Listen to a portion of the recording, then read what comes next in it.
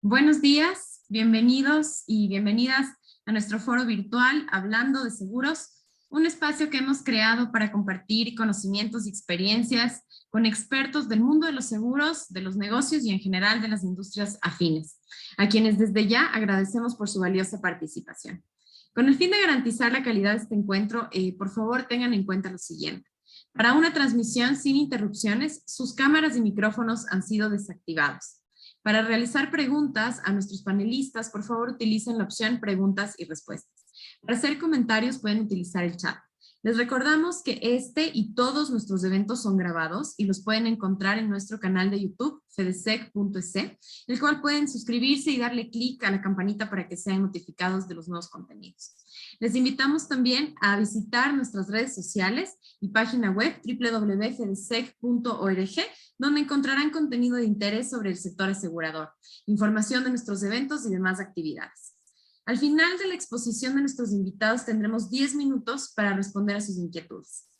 Yo soy Carla Polo y a nombre de todo el equipo de la Federación Ecuatoriana de Empresas de Seguros FEDESEC, me es grato darle la bienvenida a Andrea Villarreal, directora del Departamento Económico de Asobanca, y a Juan Fernando Serrano, presidente ejecutivo de Latin Insurance, con quienes conversaremos sobre las perspectivas del país y del sector asegurador ecuatoriano.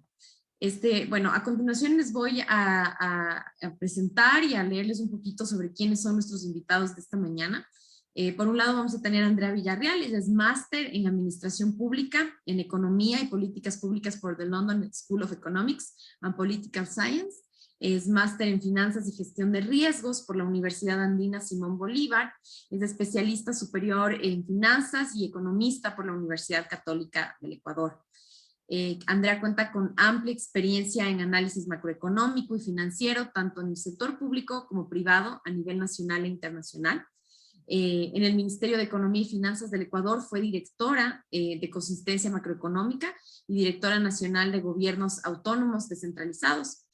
Además se desempeñó como investigadora económica en el Departamento de América Latina del International Institute of Finance en Washington. Ha sido consultora para diversos organismos multilaterales, economista en el Banco del Estado, ha sido directora de investigación y evaluación en el Grupo Faro, entre otros cargos. Actualmente es la directora del Departamento Económico en la Asociación de Bancos Privados del Ecuador y es docente de macroeconomía y entorno económico en el IDE Business School.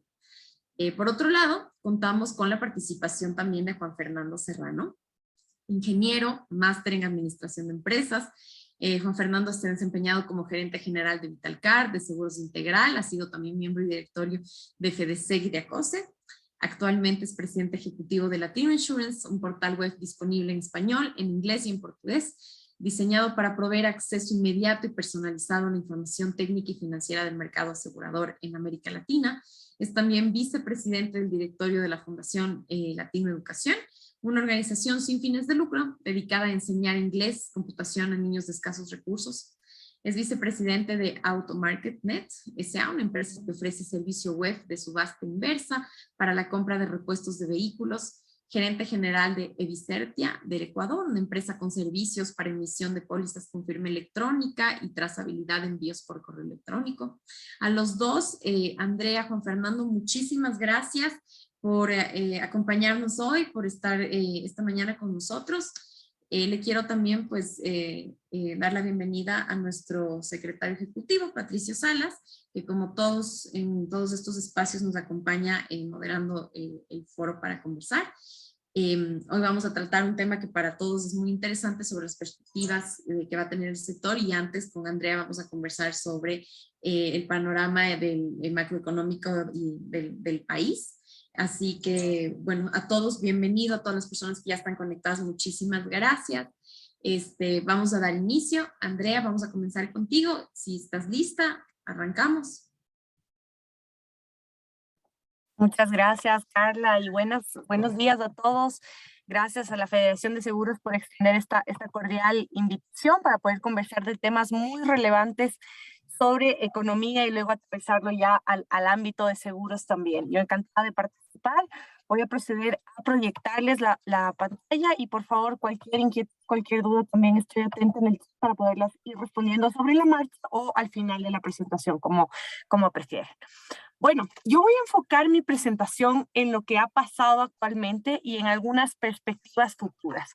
Tanto de la parte económica, la parte del sector financiero y algunos temas internacionales también que tienen implicaciones importantísimas, no solamente sobre Ecuador, sino también sobre la región.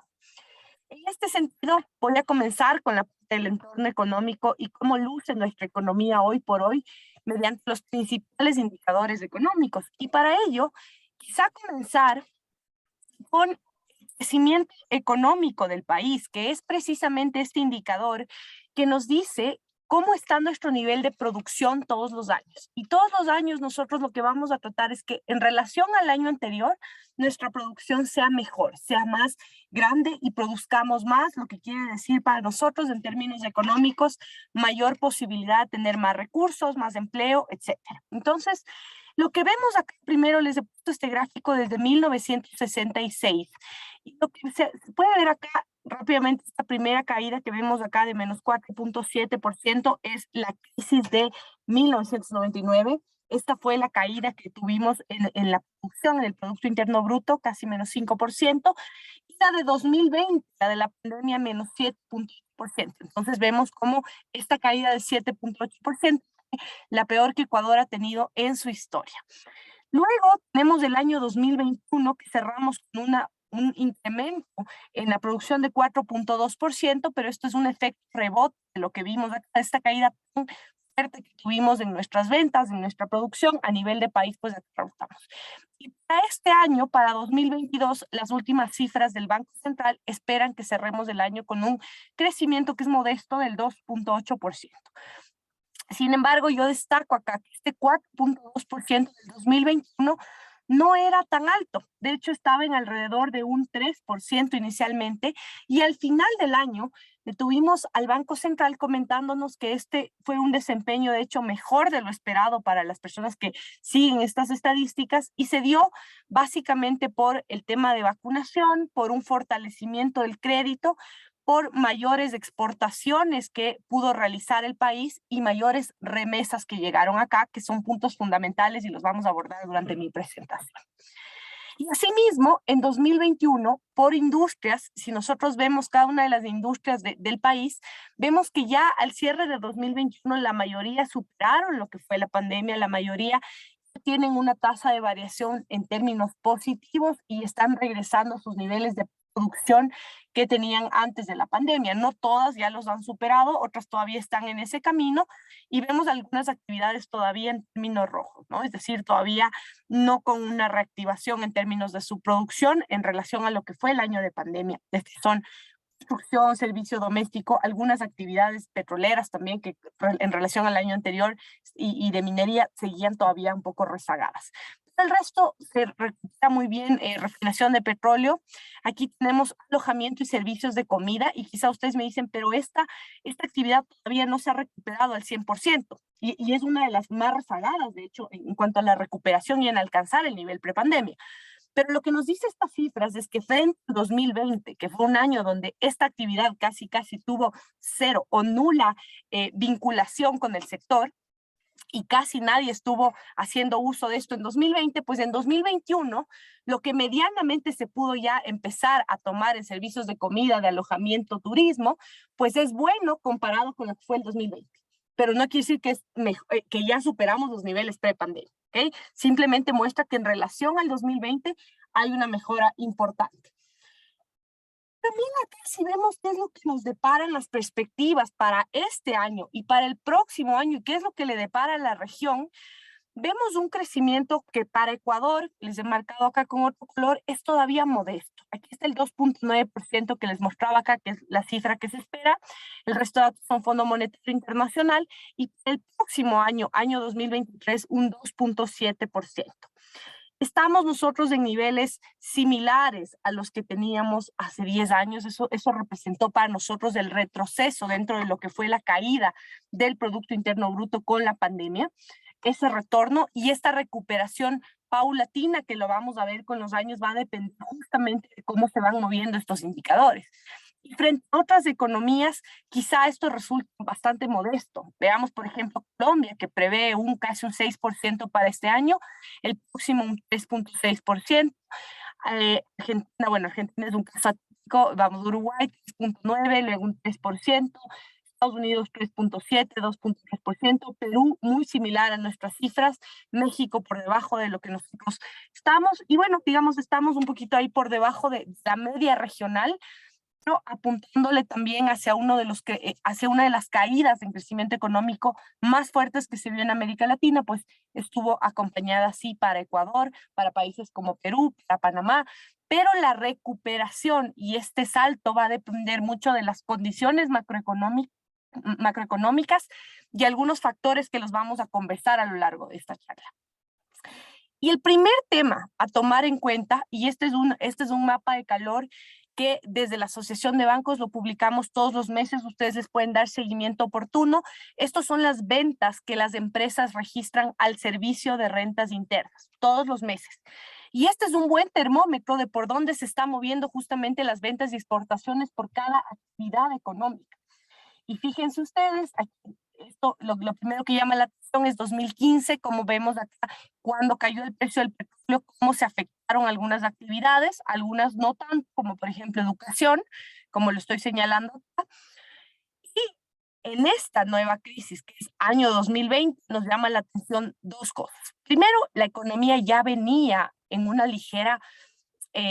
en un ligero crecimiento económico, es decir, en 2019 no es que todas las actividades estaban bien, antes de la pandemia ya estábamos en una especie de recesión o entrando a una recesión, el crecimiento al cierre de 2019 fue muy modesto, fue apenas 0,1%, o sea, nada. Y 2020 nos cae la pandemia y a todos los sectores económicos, por supuesto, nos complica bastante. Por eso, el shock fue generalizado para todas las actividades económicas, algunas tuvieron mayor impacto que otras, pero definitivamente afectó a todos, porque fue un shock tanto de oferta como de demanda. Y, por ejemplo, podemos ver que algunas ya están saliendo, que a algunas les tomó menos tiempo, que otras todavía están en una zona como amarilla. Si estoy en rojo, quiere decir que mis ventas están decreciendo todavía. Si estoy en verde, que ya estoy en zona positiva en cuanto a mis ventas de los 12 meses anteriores. Y hoy lo que vemos. En los primeros 3 meses del año, el primer trimestre, vemos que la mayor parte de actividades ya lucen en verde. Algunas no un verde tan intenso, están ahí todavía intentando recuperarse, pero como digo, ya la economía avanza hacia un nivel donde las ventas y exportaciones retoman su normalidad. Al mismo tiempo, esto se va a acompañar de mayores cifras de recaudación total, y es así como la recaudación total de lo que fueron los 4 primeros meses del año, enero a abril, alcanza los 6.653 millones. El impuesto más importante en cuanto a recaudación es el impuesto a la renta, que alcanza los 2.370 millones. El IVA alcanza los 2.617 millones. El IVA crece un 28% anual. Es decir, en estos 4 primeros meses del año, el IVA es 28%, la recaudación del IVA es 28% más alta que lo que fueron los primeros 4 meses del 2021. Le sigue el impuesto a la renta, ahí sí con 2.359 millones, con un crecimiento anual del 37%. Y el tercero en importancia es el impuesto a la salida de divisas con 440 millones y un crecimiento anual casi del 21%. Esto se acompaña, por supuesto, de reactivación, mayores ventas y que se reflejan precisamente en esta posibilidad de tener mayor recaudación también por parte del gobierno. Y si vemos quiénes son aquellos que contribuyen más al pago de impuestos, los sectores que más contribuyen tenemos acá en primer lugar a todos los sectores de comercio al por mayor y menor, que tienen un 25,9% del total de recaudación. Le sigue precisamente la actividad financiera y de seguros. Es decir, aquí estarían todas las aseguradoras, estarían todos los bancos, todas las cooperativas, están dentro de esta mayor participación en cuanto a actividades económicas y su aporte al Estado en pago de impuestos. Esta recaudación de este sector, del sector de seguros y actividades financieras, no solo es la segunda actividad que más contribuye, sino que crece en 27% anual en relación a los 4 meses del año pasado, enero-abril 2021. ¿ok? Y superamos a otros sectores como manufacturas, minería, agricultura, entre otros sectores que también realizan sus aportes al Estado. ¿Ok? Entonces, esto se habla un poco con un tema de reactivación, se reactivan las ventas de la mayoría de los sectores, no todos de manera homogénea, más bien esto es bastante heterogéneo, algunos sectores ya han superado sus niveles prepandemia, otros no todavía, otros están todavía con riesgos ahí latentes que se han dado por la coyuntura internacional, como el conflicto de Ucrania y Rusia, que ya lo vamos a topar, pero en términos fiscales, esto, mayores ventas, mayor reapertura, volver un poco hacia esa normalidad que teníamos pre-pandemia, se refleja en mayor recaudación. También el país, para una economía dolarizada, importantísimo las fuentes de ingresos de dólares. Y una de estas precisamente son las exportaciones. El mundo de exportaciones e importaciones, que si nosotros exportamos más que lo que logramos importar o que lo que importamos y traemos al país, lo vamos a conocer como una balanza comercial positiva. Es decir, traemos más dólares al país de los que van a salir mediante importaciones. Y hoy por hoy, ¿cómo lucen estas cifras? La balanza comercial petrolera, es decir, exportaciones petroleras fueron de 2.800 millones al primer trimestre del año, importaciones de 1.500 millones, entonces hay un superávit en esta balanza comercial petrolera de 1.300 millones. En la no petrolera, donde están todos los productos tradicionales y no tradicionales, banano, camarón, cacao, etcétera, y aquellos insumos también que son importantes para nuestros procesos de producción, exportamos 5.100 millones, importamos 5.600. Aquí tenemos una balanza comercial deficitaria por 300 millones, 373 millones. Lo que quiere decir que en términos agregados nos queda un superávit total de exportaciones versus importaciones de 933 millones. Importante acá, y lo destaco porque durante la pandemia la fuente de ingresos que generaron las exportaciones fue muy importante para la economía. Y aquí, por ejemplo, los que destacan hoy por hoy en exportaciones petroleras, tenemos un petróleo creciendo a un ritmo de 40% anual en exportaciones, un camarón creciendo al 95% anual en exportaciones. Es decir, un camarón que en realidad despunta y que despuntó durante la pandemia y que es uno de los principales productos que se ha posicionado en los mercados internacionales. Tenemos banano, que el primer trimestre refleja un crecimiento de 1.5%, que ha sido bastante afectado y golpeado por el tema de la crisis internacional, ya lo vamos a ver. Flores también con un crecimiento de 5.3%, pescado del 6% y todos nuestros productos que se van posicionando para poder tener esta balanza superavitaria. Al mismo tiempo, algo que resulta importantísimo revisarlo dentro de las cifras es el tema de ingresos por remesas. Remesas que envían nuestros migrantes de afuera y que se convierten en una fuente de dólares frescos para nuestra economía. Esto alcanza el primer trimestre del año 4.362 millones. 4.362 millones que son importantísimos, perdón, esto es al cierre de 2021, 4.300 millones versus, aquí por ejemplo les voy a dar el dato, un nivel de ingresos por inversión que no llega a los 1.000 millones, ¿ok? Entonces, nuestros niveles de remesas antes son 4 veces más altas que lo que tenemos hoy por hoy en nuestros niveles de inversión. Esto quiere decir en términos del PIB que es 4% del PIB, las remesas que nos envían nuestros migrantes. Si nosotros sacamos de acá las remesas que salen, esto más o menos se va a ubicar en 3.5% del PIB. Es decir, sigue siendo una cifra bastante importante y que también acompaña la reactivación, porque la posibilidad de tener más dólares pues nos da justamente la opción de tener mayores ingresos, mayores recursos, de hacer inversiones, de hacer emprendimientos, entre otras cosas. Pero ahora uno de los temas más importantes dentro de la coyuntura económica es el tema del empleo, el empleo adecuado.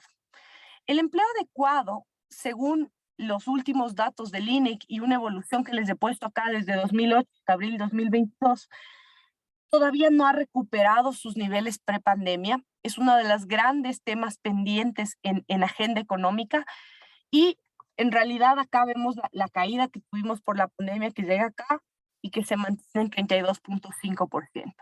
¿Qué significa este 32.5%? Significa que 3 de cada 10 ecuatorianos que pueden estar en edad de la población económicamente activa, en edad de trabajar, solo 3 tienen un empleo adecuado, en las condiciones adecuadas, dentro de los rangos salariales adecuados, en los tiempos adecuados, etc. Uno de los grandes problemas, y esto es estructural, por eso les he puesto este dato también histórico, es el empleo inadecuado, donde se encuentra una gran parte es precisamente el subempleo, y que al mes de abril alcanza casi el 63% de la población económicamente activa. Aquí podemos ver cuál ha sido esta evolución desde 2021. Cerramos el mes de abril y tenemos acá, este es el empleo adecuado, lo que les decía, lo de 3 de cada 10. Acá tenemos la parte del empleo inadecuado y esta parte pequeñita, que es el 4.7%, que es el desempleo. En Ecuador, el problema no es tanto el desempleo, como lo pueden ver a través de estas cifras, sino toda esta masa de personas que se encuentra en este 63% que llegan a estar ubicados en estos niveles de empleo inadecuado, informalidad, subempleo, que están justamente aquí y que tienen, digamos, un desafío importante para poder pasar hacia este rango de acá de empleo adecuado. Este es uno de los puntos más importantes dentro de la agenda económica, porque si bien algunos datos que yo les he mostrado acá, como es el tema ventas, como es el tema impuestos, recaudación, acompañan una recuperación gracias a un plan de vacunación que nos permitió volver a la normalidad, todavía esto no ha permeado a estas cifras de empleo. Y esto es importantísimo porque trae algunas secuelas también sociales que pueden conllevar a mayores temas dentro de la estabilidad económica del país. Entonces, este se convierte en uno de los puntales fundamentales en materia económica que se pone como uno de los grandes desafíos, así lo enmarcaría yo dentro de las tareas y de lo que todavía no se ha visto una recuperación tan sólida en esto. Se ha visto ligeros avances, pero no al ritmo de lo que se ha visto, por ejemplo, en el tema de ventas, en el tema de recaudación, en el tema financiero, que ya vamos a hablar de eso. Acá todavía persiste eso. Y otro tema que se convierte también en un desafío es el tema de la inflación. La inflación en Ecuador, al último dato que es de abril, fue de 2.8% y ha tenido un resultado al alza en los últimos meses. Inicialmente nosotros este resultado no nos preocupa porque el momento que empezamos a tener una tendencia al alza durante la pandemia estuvimos en zona negativa, fíjense ustedes aquí, debajo de esta línea. Bueno para la producción, para el consumo, es decir, necesitamos un nivel de inflación, pero un nivel estable. Y en Ecuador esta tendencia al alza se lee como un volver a la normalidad, es decir, estoy volviendo a vender, puedo retomar el nivel de precios que tenía antes, veo una reactivación, hay mayor demanda, entonces se puede ver vista como eso, siempre y cuando no rebase un umbral que supere, digamos, algo que se puede considerar estable, que normalmente es alrededor del 3%, que son las metas de inflación que fijan los bancos centrales. Entonces, digamos, nosotros estamos en un ritmo estable. Sin embargo, lo que está pasando hoy en el mundo sí ha evidenciado problemas para nosotros en ciertos productos que pueden ahondarse e incrementarse durante los siguientes meses. Ese es el caso de combustibles, por ejemplo, tiene una inflación del 35%. Es decir, son 35% más caros que lo que eran hace un año. Aceites y mezclados que han aumentado su precio en un 24% según el INEC, y más de leguminosas y vegetales en conserva con 17%, que son los que hoy por hoy destacan como los más elevados en términos inflacionarios. Pero esto no solo se da para nosotros, se da por un contexto internacional y por todas las medidas que otros países pudieron aplicar en la pandemia, es decir, poder colocar recursos directamente en sus economías, como lo hizo Estados Unidos, Colombia, Brasil, México, para poder acompañar la crisis y la recuperación de todas las personas. Poner más dinero en la economía, se encarecen los precios de los bienes. Entonces ya venían atravesando olas inflacionarias de los países y al mismo tiempo se suma el conflicto internacional que hace que exista escasez de ciertos productos, ya lo vamos a ver, y que hace que estas tendencias se aceleren muchísimo. En el caso nuestro, nosotros estamos acá con el 2.9%. Les comentaba las razones, estamos todavía nosotros en rangos normales, pero nuestros países vecinos, por ejemplo, tenemos acá el caso de Colombia, que está con una inflación del 8%. Tenemos el caso de Brasil con una inflación del 12%. Estados Unidos, una inflación del 8%, que es la más alta que ha tenido por lo menos en los últimos 40 años. Inflación de Perú, 7.7%. Entonces, esto ya resulta preocupante porque a nivel internacional, las medidas que se tomen para apalear estas olas inflacionarias podrían tener repercusiones para el país y para el mundo en general. Y una de estas, que la vimos recientemente hace un par de semanas, precisamente el anuncio que hizo la Reserva Federal de Estados Unidos, que es el Banco Central de Estados Unidos, donde anunció subir su tasa de interés de política monetaria. Esta tasa de interés es básicamente la tasa a la cual el Banco Central de Estados Unidos, la Reserva Federal, le va a prestar a otras entidades, a bancos, a empresas, etcétera. Y es una tasa de referencia para el mundo. Le sube al nivel más alto en los últimos 22 años. Estas tasas se habían mantenido casi en cero, en 0.25. En marzo suben a 0.50 y a inicios de mayo suben a 0.75%. ¿Okay? Y esto lo hace precisamente para que el dinero cueste más ahora y puedan controlar el shock de inflación que está atravesando el país. Y este aumento, como lo han publicado acá algunas noticias, que les afecta a todo el mundo. Esta tasa de interés afecta a todo el mundo. Esta tasa de interés que sube estaría reflejando que hoy por hoy existe más riesgo en el mercado.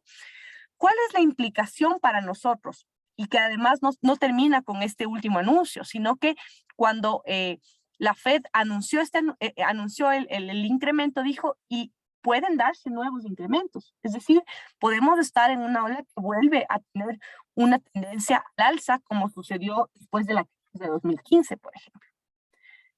Y esto, la implicación directa para Ecuador es que puede ser para nosotros más caro conseguir financiamiento afuera. Y no solo para nosotros como país, sino como empresas, como entidades financieras. Es más caro ahora acceder a recursos internacionales porque a nivel internacional esto está subiendo. Y esto provoca que otras economías también suban sus tasas de interés. Le siguió México, Colombia está también analizando el tema. Entonces, el costo del dinero se vuelve mucho más caro y sobre todo en este caso de lo que es el dólar, lo cual para nosotros podría también tener implicaciones importantes en la posibilidad de financiarnos afuera a mejores tasas. ¿Okay? Y esto podría desencadenar también en que las tasas de interés acá terminen subiendo o quizá ver un poco ahí el tema de mayor riesgo en términos generales de nuestra economía. Esto es algo para tenerlo en el radar, lo que está pasando tanto con los niveles de precios, con los niveles de empleo y con las tasas de interés internacionales, sobre todo la de la Reserva Federal. Esto es como el panorama macroeconómico global y de la región, de lo que está pasando en otros países con estos temas.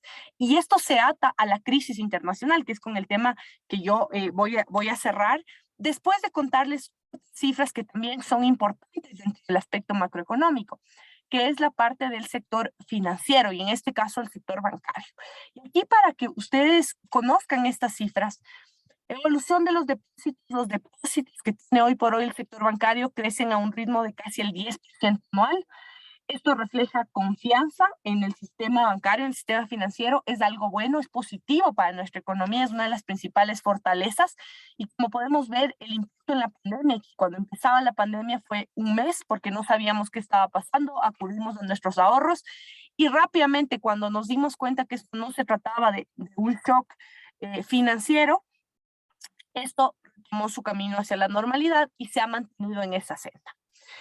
En el tema de la cartera de créditos, del saldo de la cartera de créditos, esta sí durante 2020 tuvo, digamos, un modesto comportamiento en el sentido de que la demanda de crédito estaba casi inactiva porque las personas, las empresas, microempresarios no querían acudir a nuevos créditos, a nuevo financiamiento en ese momento, al no tener una certeza de lo que iba a pasar, tanto en sus trabajos, en sus condiciones, en su nueva capacidad de pago. Y esta demanda de créditos en realidad se empieza a reactivar este año. en el año de la vacunación, en 2021. Es cuando la vemos que se empieza a reactivar muy rápidamente y hoy por hoy tenemos una cartera de créditos creciendo al 18%. Importantísimo el nivel de crédito en la economía, importantísimo si buscamos una recuperación sostenida. Ya les voy a mostrar hacia dónde se están yendo estos créditos y qué es lo que está pasando.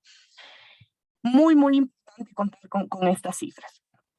El destino de la cartera de crédito, en este caso, y veo que ella me hace una pregunta, en este caso, estos son datos del sector bancario. Tenemos también los datos del sector de mutualistas, de cooperativas, mutualistas también, ya los voy a mostrar más adelante en lo que es nuevos créditos. Pero en términos generales, a todo el sector financiero existe esta tendencia. Existe esta tendencia de una cartera de crédito que se recupera, que está acompañando a la demanda que existe hoy por hoy. Y hoy por hoy, en la parte de los bancos, tenemos este destino de la cartera, es decir, ¿dónde se están yendo? 61% está, este saldo está en sectores productivos del país, 39% consumo. Los dos son importantísimos en un entorno de reactivación. Quizá esto es lo que es diferente y respondo el comentario que me menciona Andrés.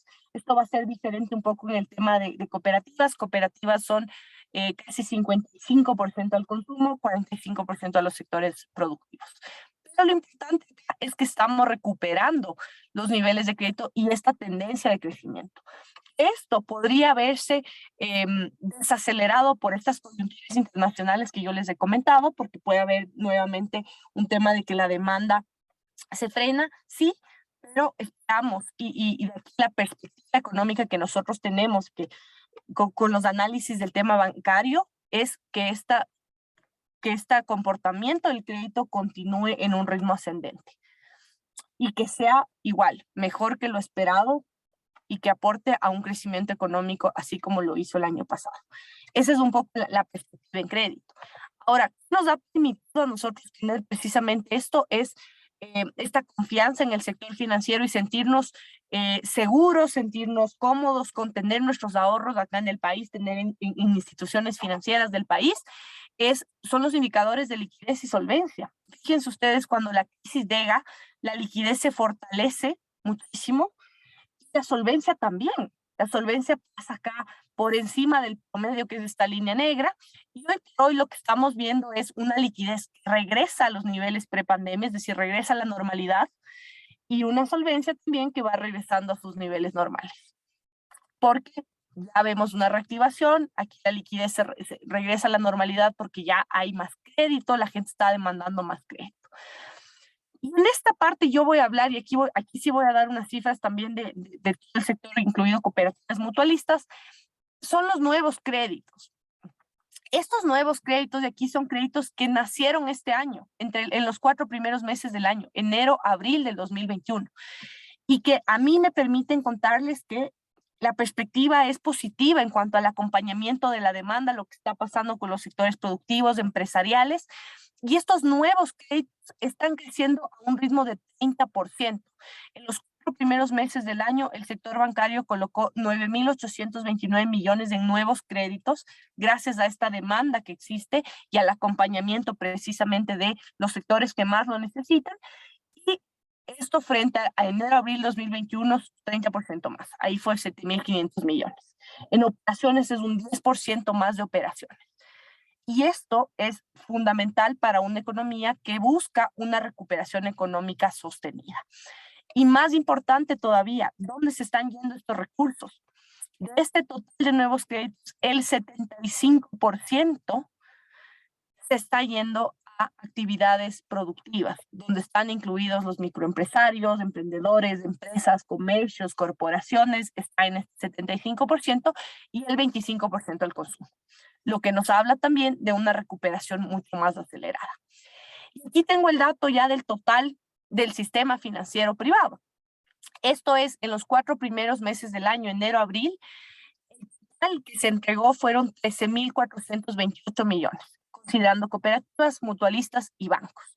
De este total, el 73% fue colocado por bancos, 26% fue colocado por cooperativas y el resto, el 1% por mutualistas.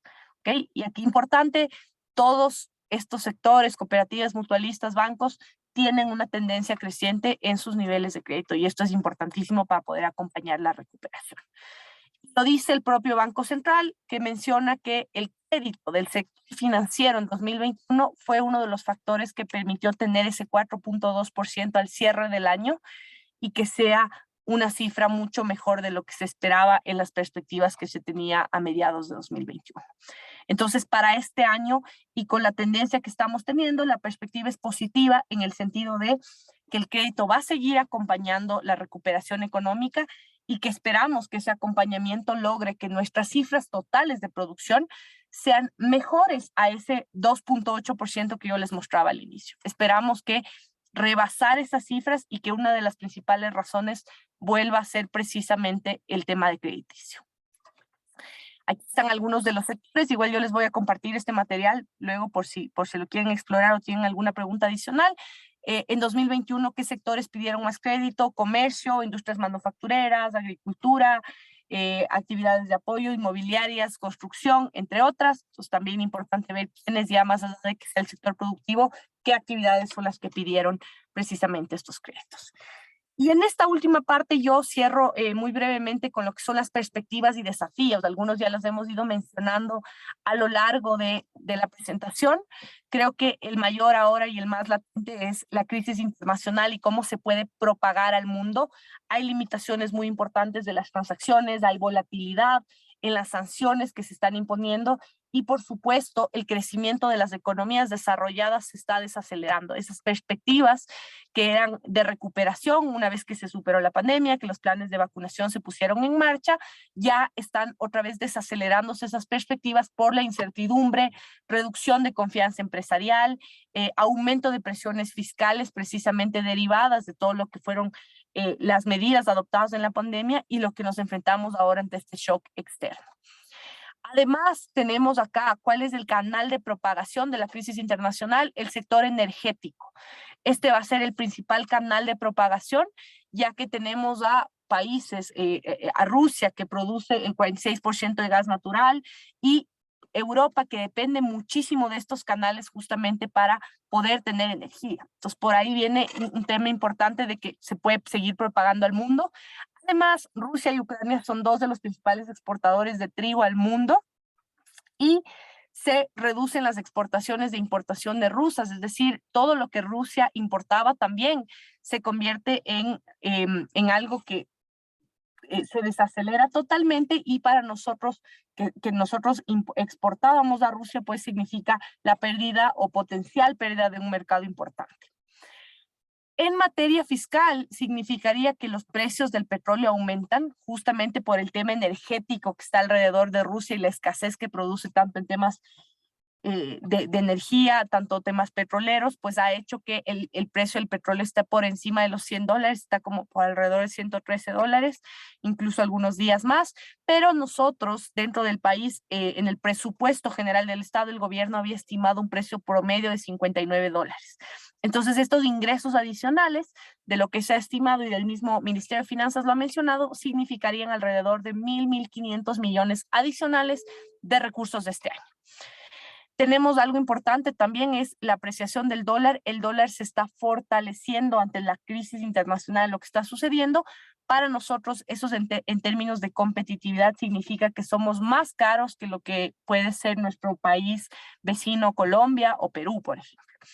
Porque la moneda se hace mucho más fuerte, la gente se refugia en monedas fuertes cuando hay una crisis internacional y las otras monedas van a perder su valor.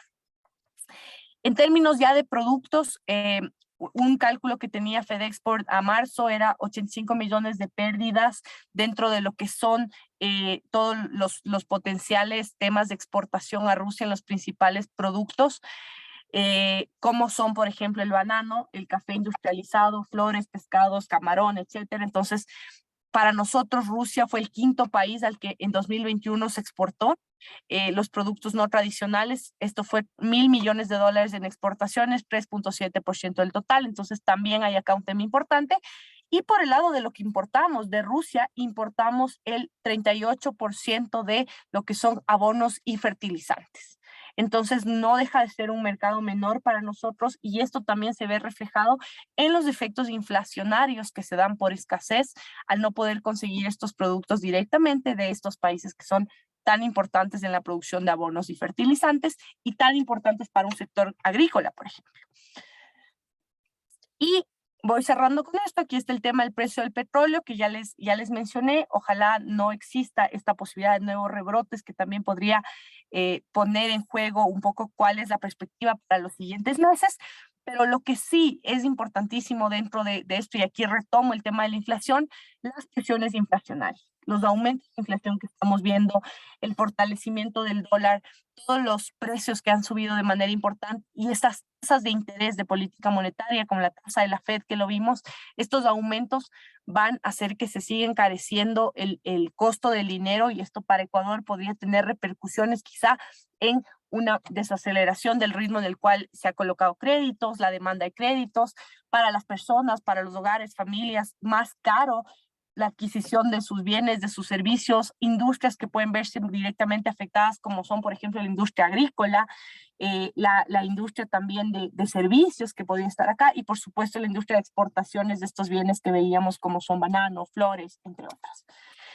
Finalmente, yo cierro con esta última con estas dos últimas slides. En esta parte, las estimaciones ya de crecimiento económico para América Latina, lo que yo les mostraba al inicio, ya muestran una desaceleración de lo que se esperaba antes por el conflicto internacional. Los países más afectados de esto es precisamente podríamos ser nosotros por nuestros niveles de exportaciones, podríamos ser Brasil, Argentina por el tema de fertilizantes, México también por un tema inflacionario de cómo se está perfilando y por supuesto también otras economías como nuestros países vecinos, Colombia, Perú, que también tienen una gama de productos bastante similar a la nuestra. Cierro con esta lámina. ¿Cuáles son los pilares de recuperación y los temas que debemos tener en consideración en este año? Primero, vacunación, sin duda fue un éxito, pero cuidar que no se den nuevos confinamientos, nuevas olas, incluso nuevas enfermedades que puedan afectar nuestros niveles de producción, de comercio habitual.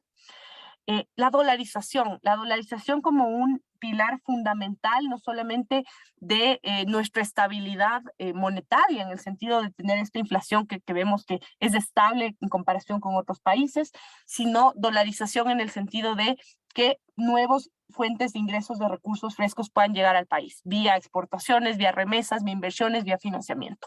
Son temas fundamentales para nuestro crecimiento económico sostenido. Sistema financiero sólido y estable. Acá importantísimo reconocer el rol del sistema financiero durante una crisis, durante la crisis que acaba de pasar, que fue de acompañamiento, no solo de acompañamiento, sino de brindar alivios financieros y ahora de brindar estos créditos a los sectores productivos para apalancar esta recuperación económica. Entonces es importantísimo también tener en el radar esto. Y por supuesto, algo que debemos también observar con cuidado, todas estas medidas o propuestas que puedan poner en riesgo la estabilidad del país. Les voy a dar un ejemplo muy concreto. Hay algunos proyectos hoy por hoy en la Asamblea que proponen, por ejemplo, que para el sector financiero se eliminen o se disminuyan las provisiones para bajar las tasas de interés. Ustedes que están en un sector donde saben que hay que hacer una provisión, que hay una prima de riesgo y que por eso existen estos conceptos, pues saben que tener este tipo de medidas pondría en riesgo no solamente al sector, sino también a la salud en general de todo el sistema financiero y de los tipos. Entonces acá este tipo de medidas u otras medidas que pueden surgir de manera populista o de manera que pueda afectar la estabilidad del país, pues son temas a considerarlos, a analizarlos y siempre tener una mirada crítica ante lo que pueda pasar, ya que cualquier tema que se tome para el sector financiero, sector empresarial, tiene que ser visto con una óptica completamente técnica. Y finalmente, el tema de los recursos que van a llegar al país, nuevo financiamiento que va a llegar, que se destinen a estos sectores más necesitados, salud, educación, para poder acompañar la reactivación y salir un poco del rezago que tenemos que nos ha dejado como secuela la pandemia.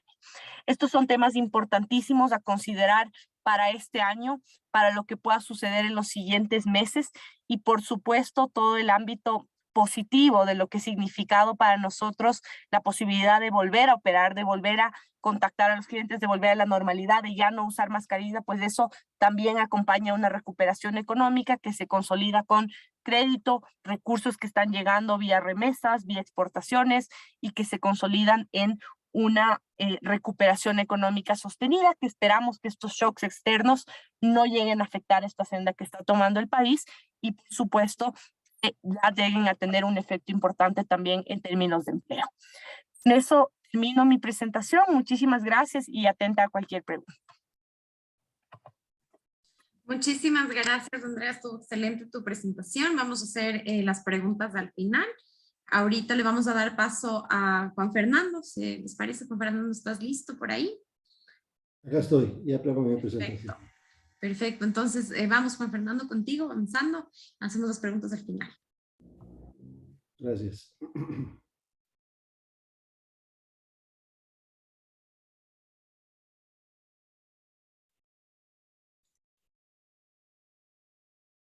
¿Me confirmas si están viendo Sí. la presentación? ¿Está saliendo bien o está en otro modo? Ah, no. Tienes que cambiarle a modo presentación. Ya lo hago. Un segundito.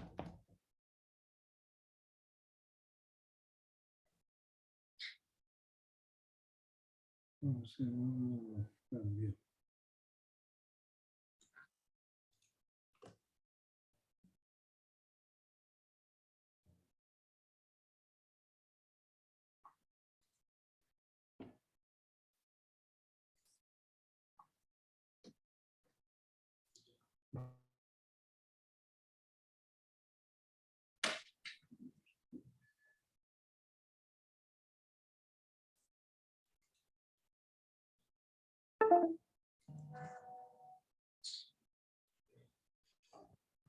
Un segundito y ya está. No tengo que...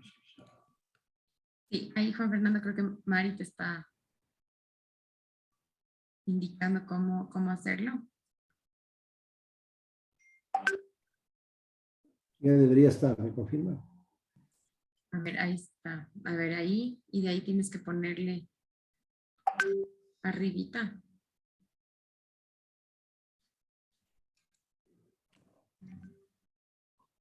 ¿Ahora sí? Ajá, ahí está, perfecto. Perfecto. Son Adelante. Viendo la hora para estar dentro del tiempo. Tengo 20 o 25 minutos, ¿me recuerda? Sí, ahí está perfecto. ¿Verdad?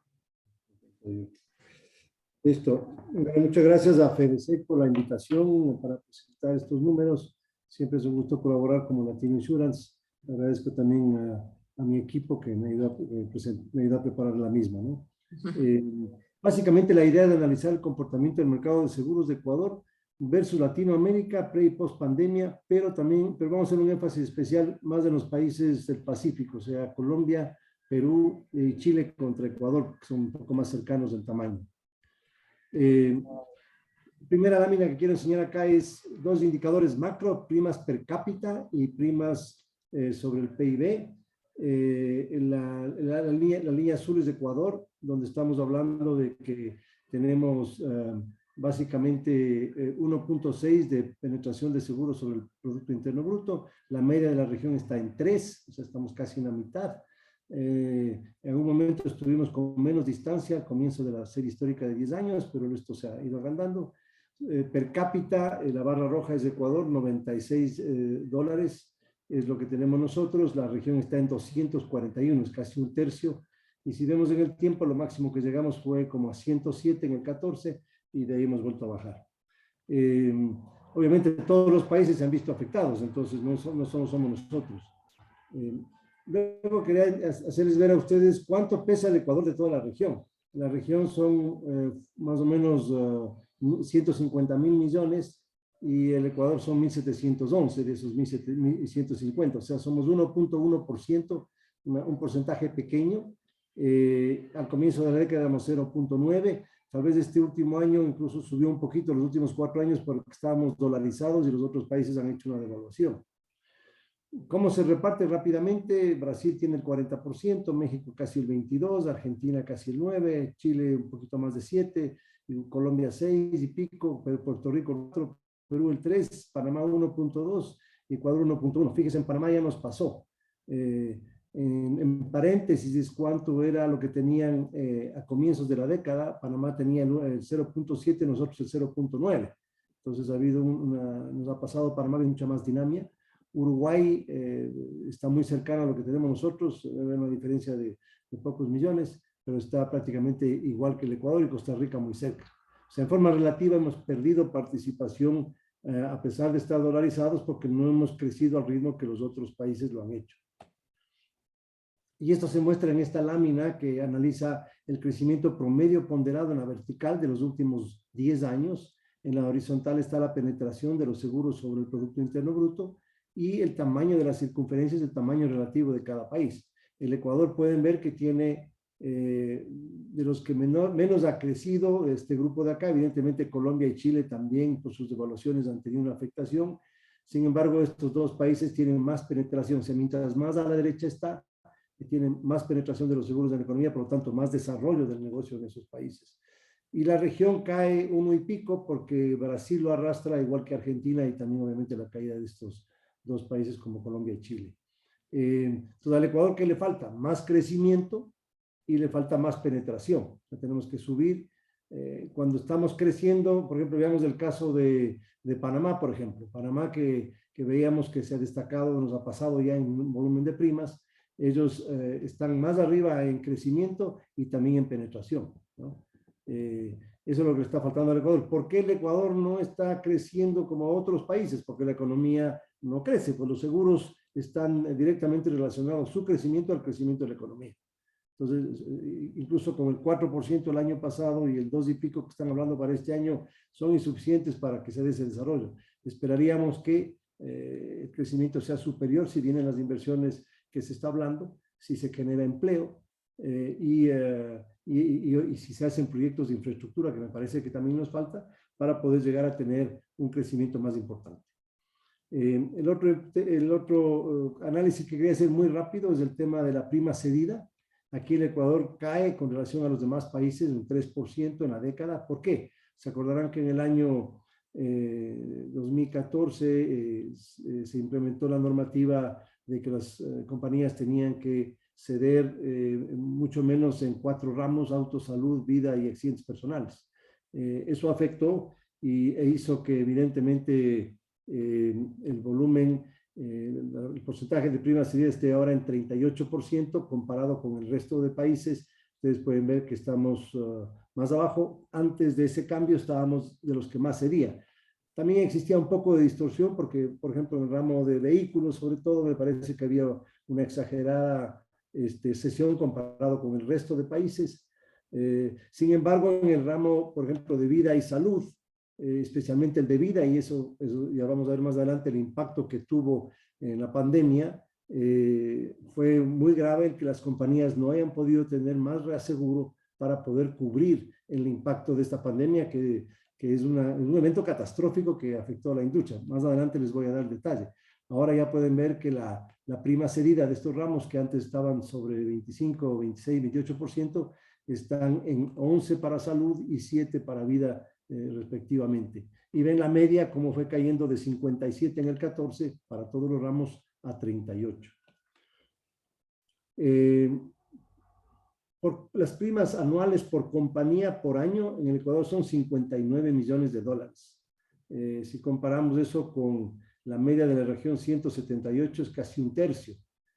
Si comparamos con los países vecinos, Colombia y Perú, casi 300 Colombia y 285 Perú, prácticamente somos la quinta parte, porque podríamos decir que el número de compañías que existen en el Ecuador para el tamaño del mercado es demasiado bajo este esquema.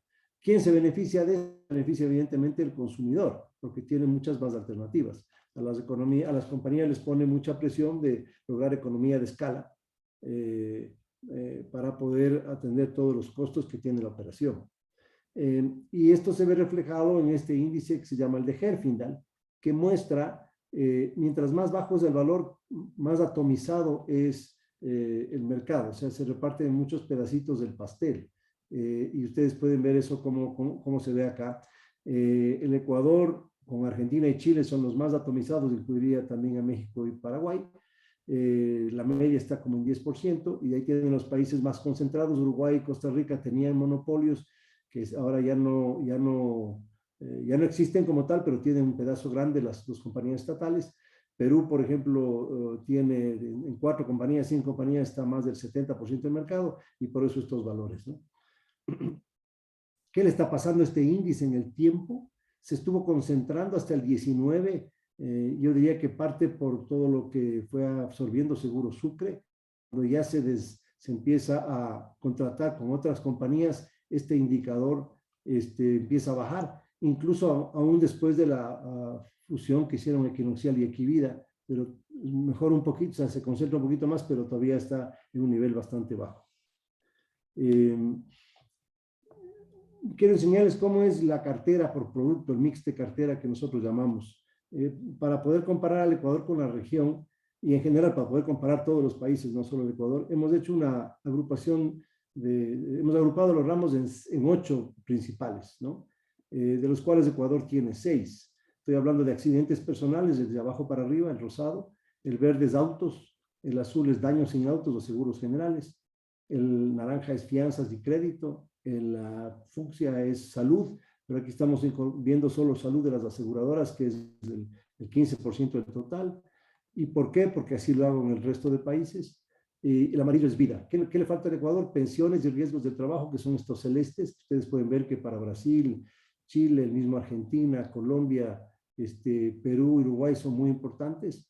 Y le falta el SOAT, que dependiendo del país puede tener un volumen importante. En el caso de Colombia, pueden ver que el SOAT es incluso el 70, 80%, 70% más o menos de lo que es autos. ¿Qué le ha pasado a este mix de cartera en el tiempo? Ha habido un incremento de vida que pasó de 16 a 27. Si le vemos antes de la pandemia, a 23 más o menos. Esto influenciado, yo entiendo que es por la contratación del BIES, de los seguros que antes lo autoaseguraban ellos. Lo tenía Sucre y ahora tienen otras empresas. Hay un crecimiento también de la parte de salud, como pueden ver acá arriba, el 6%, antes era 4%, y sin las prepagas, como les menciono. Por el contrario, se desapareció el SOAT en el 14. Fianzas y crédito fue disminuyendo su participación por la menor inversión pública que venían haciendo los gobiernos por falta de dinero. Ha crecido un poco daños sin autos, está con 39% acá, era 36% al comienzo de la serie histórica. Autos ha caído de 25% de la cuarta parte a menos de la quinta.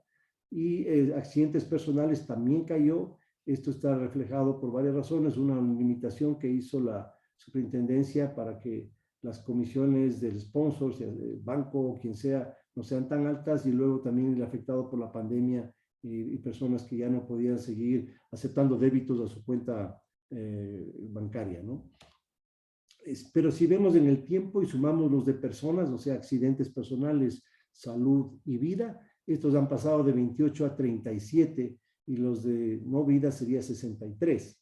Entonces, este crecimiento es favorable, muestra un progreso en el sector seguros. Los países que tienen mayor desarrollo tienen más del 60% en vida, los seguros de vida versus los de no vida. Ahora analicemos un poquito ya las cifras específicas del Ecuador. Entonces, aquí vemos en la parte de arriba la evolución de las primas. La barra azul corresponde a la prima emitida. Me parece que tenemos abril, 12 meses, el dato del 2022 es 1.824 millones. La barra roja es la prima cedida. Y luego tenemos la línea naranja, es el porcentaje de cedido versus emitido, y las líneas morada, viene siendo fucsia, y verde son las siniestralidades bruta y devengada respectivamente, o retenida. Si vemos el año 16, está reflejado aquí el terremoto, 68% fue la siniestralidad bruta, pero a las aseguradoras prácticamente no les afectó. En cambio, si nos vamos nosotros al 21, tenemos un crecimiento de la siniestralidad principalmente por vida y por salud, que básicamente les ha afectado más a las compañías que a los reaseguradores, por eso la diferencia entre 54 y 49. Luego quisimos hacer una comparación de este periodo sin Sucre, porque Sucre nos crea un poco de dificultad de analizar bien las cifras, ¿no? Si le quitamos las cifras de Sucre en el 2021, de 1.711 se nos baja a 1.606. Y algunos me dirán, bueno, pero sí se emitieron las primas de Sucre, es verdad. Pero ya en ese periodo muchos de esos pólizas fueron renovadas por otras compañías. O sea, hay como una doble registro de primas en ese periodo. Y además, como pueden ver, sobre todo el salto que tuvo entre el 19 y el 21, hay, digamos, Sucre se manejó al final con extensiones de vigencia por varias veces al año, o sea que como que se emitió muchas veces más las primas de lo que se debe haber contabilizado en el periodo. Y eso vamos a poder darnos cuenta al final del 22, que ya básicamente no está Sucre y que tenemos todas las pólizas emitidas una sola vez. Eso creo que nos va a dar una situación más real del mercado ecuatoriano. Si le vemos la distribución, obviamente contra los últimos 10 años, en 2013 era 1.659 y ahora 1.824, no es mucho el crecimiento. Ustedes ven, no quiero dedicar mucho tiempo a cada compañía, pero pueden ver cuál es el tamaño, la distribución del tamaño del pastel. Pueden ver compañías que antes no estaban entre las primeras y ahora sí están, como por ejemplo Hispana, Aseguradora del Sur, Latina, que probablemente han tomado o han tenido más apetito por las cuentas del sector público que manejaba Sucre y esas las están manejando ellos ahora. Esos son básicamente los principales cambios que podemos ver a nivel de las compañías. A nivel de la utilidad, ustedes, bueno, aquí hemos puesto la utilidad neta en la barra azul, la barra celeste es el patrimonio y la línea es el ROE, el retorno del patrimonio. En el cuadro de arriba está con Sucre y abajo sin Sucre, ¿no es cierto? Varios comentarios rápidos. El primero es este crecimiento del patrimonio cuando se pasó la normativa de que el capital mínimo para operar era 8 millones y pasamos de 482 o digamos 422 en el 13 a 620 o 600 y pico, o sea, casi un crecimiento del 50% del patrimonio. Obviamente eso hace que si teníamos una rentabilidad mayor, había que generar más utilidades para conservarla, como fueron bajando, el ROE ha ido cayendo. Primera observación. Segunda, la pérdida que tuvo el mercado en el año 20 y todavía se ve reflejado, en el 21 y reflejado en el 22. En el 20, con la pandemia, básicamente la utilidad desapareció porque teníamos 61 millones y bajó a 6. Si le quitamos el efecto de Sucre, porque Sucre también absorbió a Rocafuerte y creo que había unas pérdidas no contabilizadas o no registradas apropiadamente en el balance cuando se da la fusión, entiendo que esas se hacen, se registran, se contabilizan y ahora eso generó que tengan también parte de las pérdidas. Sin Sucre la situación es que hubiéramos perdido 5 millones en el 21 y ya estaríamos con una utilidad de 20 en el 22. Las cifras del 22 son visto 12 meses, con lo cual es comparable con los periodos anteriores. Complicado lo de Sucre, le pido disculpas si no saben las cosas exactas. También quisimos hacer un análisis del índice combinado neto. El combinado neto es todos los indicadores con relación a la prima ganada, o sea, siniestralidad del color naranja, el costo de adquisición, color turquesa, el azul es gasto administrativo, el reaseguro no proporcional en verde. Todos estos los calculamos con relación a la prima ganada. Y obviamente ustedes pueden ver de que habiendo tenido una estabilidad en el combinado neto de alrededor de 90 y pico %, máximo fue 94, incluso cuando hubo el terremoto no pasó de esa cifra, y se nos disparó a 101, a 108 y todavía está en 105. Sin Sucre igual sube a 101 y a 101.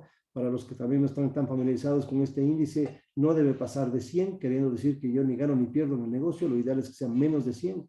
Si supera 100, todavía puedo ganar algo de dinero por la utilidad financiera, que en el Ecuador desafortunadamente no es tampoco muy grande. Así que esto sería el análisis del combinado y ustedes pueden ver cómo la siniestralidad, que en el 19 era 42, en el 21 ha llegado a 54, cuando veo todos los ramos, o sea, son 12 puntos porcentuales más, 9 se genera también sin Sucre, Entonces, ese es el impacto principal de la pandemia. Ya la vamos a ver por ramo. Este es el bruto. Voy a pasar rápido porque es más o menos similar. Si le ven por ramo, este es el dato del 2022. Entonces, obviamente, salud está en 111 y vida está en 81. O sea, vida como que se está recuperando al 22, mientras los últimos 12 meses, pero todavía tenemos todo lo negativo que tuvimos en los periodos anteriores. Por el contrario, accidentes personales es un ramo de muy buen resultado, o sea, un combinado de 60. Autos está en 97, ha subido un poco, era menor antes. Y daños sin autos y seguros generales 75 y fianzas y crédito 44, es el que mejor resultado tiene para este periodo. Ahora hagamos este análisis que les ofrecí contra Colombia, Ecuador y Chile. Básicamente la idea, lo que hemos hecho acá es primero poner las primas, que está el gráfico de la izquierda. Pueden ver los tamaños. O sea, Chile, por ejemplo, de 12.800 millones cayó a 10.000 millones, que es una caída de 10%, ¿no es cierto? Y ahora se ha recuperado a 11.500. Perdón, lo que hemos puesto aquí en color azul es el crecimiento de la caída de 19 a 21 en dólares, o sea, sería menos 10, y en moneda local, en cambio, también hubo una caída de 3.3. Entonces es interesante ver si también se afectó en moneda local, que fue el caso. En el caso de Colombia, por el contrario, en moneda local hubo un crecimiento del 17.6, pero sí la caída de 2.6 en dólares. Se ha recuperado Colombia, ya la cifra del año 21, esto estamos comparando 19, 20 y 21, todos a diciembre, ya está incluso más alta de la que Colombia tenía antes de la pandemia. El caso ecuatoriano no nos hemos recuperado, aquí teníamos 1.797, estamos en 1.711, nos da un 5% menos.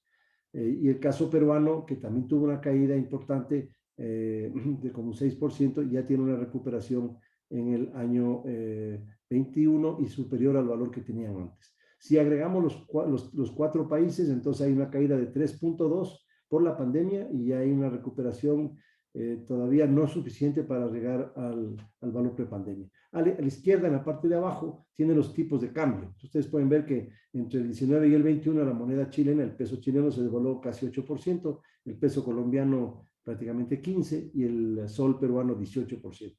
Y estos países, su relación con respecto, al resto de la región, pueden vernos, un pedazo pequeño, básicamente 14, 17, el 18% del mercado tienen estos países con relación al resto del mercado. Tal vez son los que más se podrían parecer al Ecuador, tanto por la ubicación geográfica, que genera también todo lo que tiene que ver con exposición catastrófica, como por comportamiento de otro tipo de ramos, excepto la parte de pensiones y riesgos del trabajo, que tanto los 3 países tienen seguros y normativa para esos ramos. Quería también hacerles ver, porque a veces uno se pierde con los números absolutos, cuál era la penetración y densidad. O sea, densidad sería primas per cápita. Estamos por debajo en todos los rubros. Perú tiene casi un 40% más que nosotros, que sería el más parecido. Colombia es el doble y Chile es como 6 veces el Ecuador en per cápita. Y penetración, que sería seguro sobre el PIB, ahí estamos un poco más cercanos a Perú, pero también estamos por debajo. Esto a nivel de todos los ramos. Cuando le vemos por ramos específicos, esto cambia. El resultado técnico, solo para analizar el impacto en resultados, y me quedo en resultado técnico, no la utilidad técnica, o sea, sería todas las cuentas técnicas antes del gasto administrativo, y esto porque cuando analizamos los ramos, no todos los países tienen abierto por ramo el gasto administrativo. Quería que vean el impacto que hemos tenido. Entonces, el mercado chileno, por ejemplo, siempre perdía dinero en condiciones normales. El 19 recuperaba con utilidad financiera.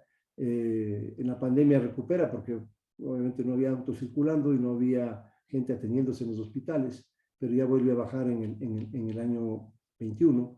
El caso colombiano más bien viene cayendo, no se recupera todavía, el ecuatoriano igual, y el peruano tampoco, incluso tiene una pérdida importante técnica a 21 que no lo tenía antes. Entonces lo que podemos ver es que hay una mejora en el resultado técnico en el año 20, por lo que expliqué hace un momento, y una caída en el 21 cuando ya la actividad vuelve a desarrollarse, de alguna manera uno dice, pero no tiene estos sentidos. Que claro, por ejemplo, en salud específicamente, las atenciones que no se hicieron en el 20, se hicieron en el 21 acumuladas. Entonces, como que uno tendría que tomar el 20, el 21 y promediarles, es una de las recomendaciones que yo hago. Y en porcentajes está abajo.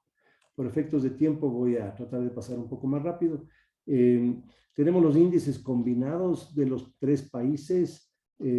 Básicamente quiero contrastar a nivel del neto. Por ejemplo, el caso ecuatoriano de 42 a 54 fueron 12 puntos porcentuales. Fue uno de los de mayor afectación. Perú igual, perdón, perdón. Ya aplasté mal un botón, me disculpan. Perdónenme el error del dedo. Pero ya regreso a donde estábamos. En Perú también hay 12 puntos porcentuales de crecimiento de la siniestralidad. Ay, aquí está.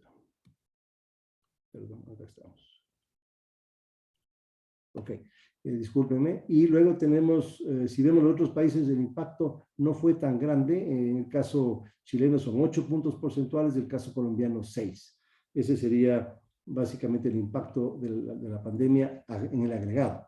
Cuando ya entramos a ver específicamente los ramos y vamos a ver vida, ustedes pueden ver como un ramo de vida que venía con siniestralidades de 39, 38%, eran muy parecidas la bruta que la neta, eso porque la sesión era prácticamente muy pequeña o nula, se dispara a estos números que estamos hablando acá, ¿no? O sea, son prácticamente 34 puntos porcentuales de crecimiento de la siniestralidad, todavía no se recupera. Hay tal vez una mejora porque hay crecimiento de las primas de vida. Obviamente las primas tendrán que ajustarse hacia arriba con tanta siniestralidad. Este ha sido el ramo más afectado y el que más generó los resultados negativos al mercado. Y pueden ver acá abajo también el porcentaje de cesión que ya está en 7% y antes era mucho menos. ¿Qué pasó con los otros países en vida? Estamos viendo las primas. Obviamente nosotros no nos cambia tanto, si hay caídas de 6%, no nos cambia tanto por la moneda, porque estamos en dólares. En los otros países en dólares se caen, ¿no? Hay una caída de 14% en caso de Chile. Hay una recuperación, pero todavía no se recupera lo que estaba prepandemia. Colombia es una cosa parecida, más bien ahí ya está una caída importante de 14, pero ya está muy cercano a lo que tenían antes. Y en el caso peruano también, o sea, hay una recuperación en vida en los dos mercados. El ecuatoriano también hay un pequeño crecimiento. Eso sería en cuanto a la parte de vida en las primas. Si vemos la densidad y penetración, muy parecida es la de Ecuador con Perú. Y también en la parte de penetración, o sea, son más comparables que los demás países. Y aquí si vemos el resultado técnico, evidentemente hay una caída importante y todavía no se recupera. O sea, estamos a un 60% del resultado técnico que se tenía antes de la pandemia, con diferentes resultados en cada país. El índice combinado, veamos específicamente la siniestralidad, y me voy a ir al neto. El Ecuador pasó de 38 a 70, o sea, 32 puntos porcentuales aquí.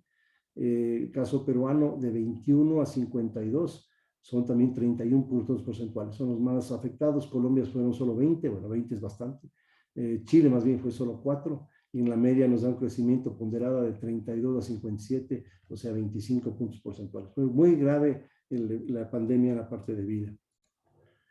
Veamos automóviles para cambiar de ramo. La evolución de las primas de autos de Ecuador. Ustedes pueden ver que desde el 2015 básicamente ha venido cayendo, una pequeña recuperación en el 18 y el 19 y otra vez una caída en los últimos 3 años, ligera recuperación en el 21 y el 22, pero muy pequeños todavía. La siniestralidad, sin embargo, ha subido el último año. Mucho más de lo que venía a ser, y había como un esfuerzo que habían hecho las compañías por contener la siniestralidad. Ignoren la del 20 porque es absolutamente circunstancial, atípica por la pandemia, pero veníamos ya en 50, 53, hay una pequeña subida en el 19, pero ahora ya estamos por encima. Entonces, autos es un ramo que requiere una atención especial para recuperar su rentabilidad.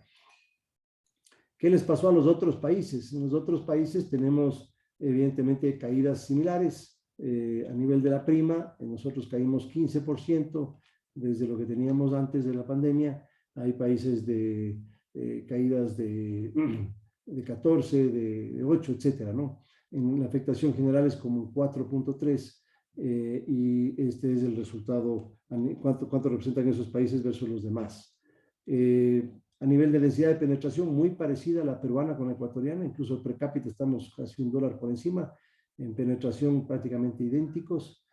Chile sí nos, perdón, Ecuador con Colombia estoy viendo, disculpen, Perú muy por debajo, Perú tiene menor per cápita y tiene menor penetración que la de Ecuador. Colombia y Ecuador muy parecidos y Chile sí está por encima.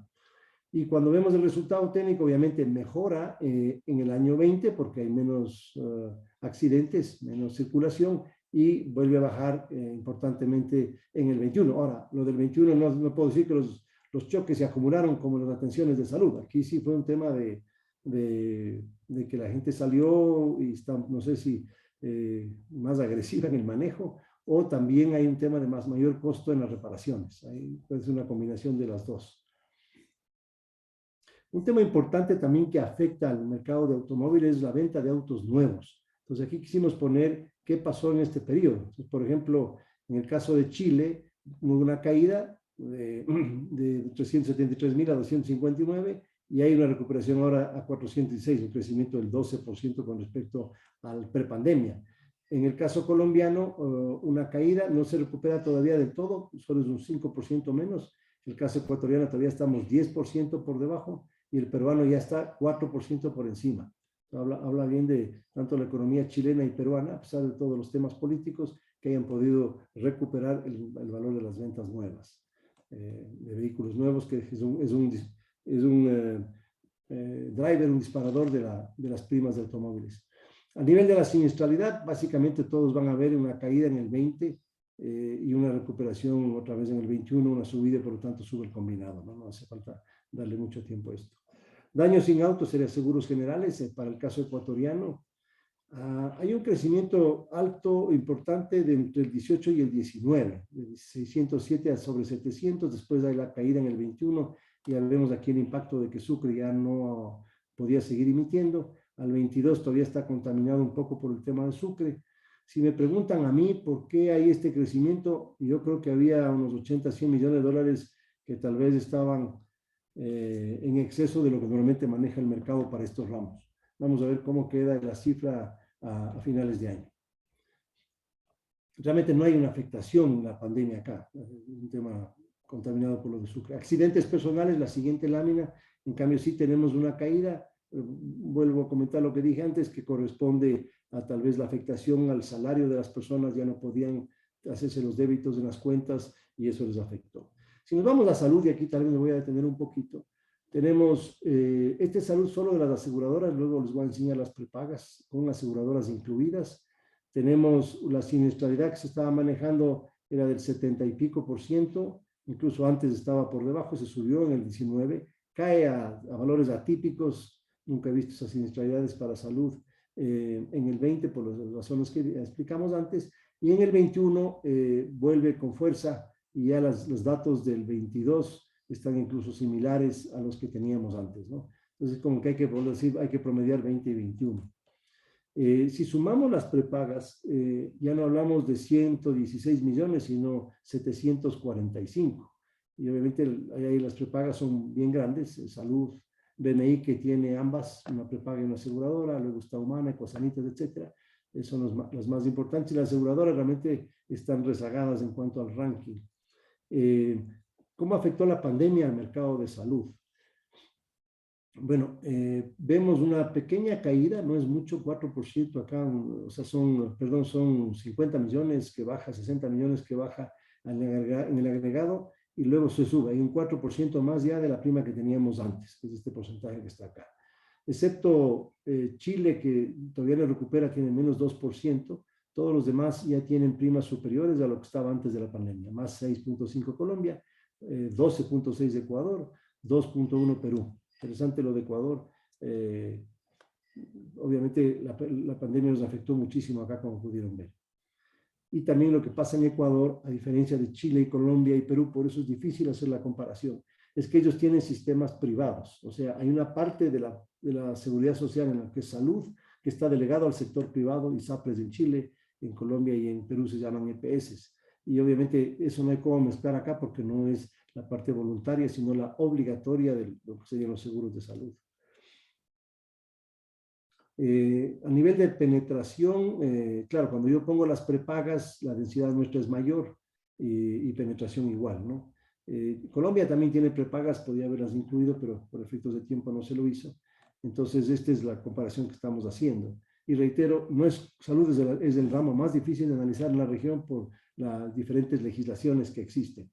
En cuanto al resultado técnico, pueden ver obviamente un importante crecimiento en el año 2020, porque nadie se hizo atender, o muy pocos, excepto los que estaban afectados por COVID, y se ven en todos los países, y ha bajado en el 21, pero está todavía por encima del 19, lo cual es positivo. O sea, este ramo tal vez ha sido uno de los que mejor ha salido durante la pandemia, al contrario a lo que tal vez se podría pensar.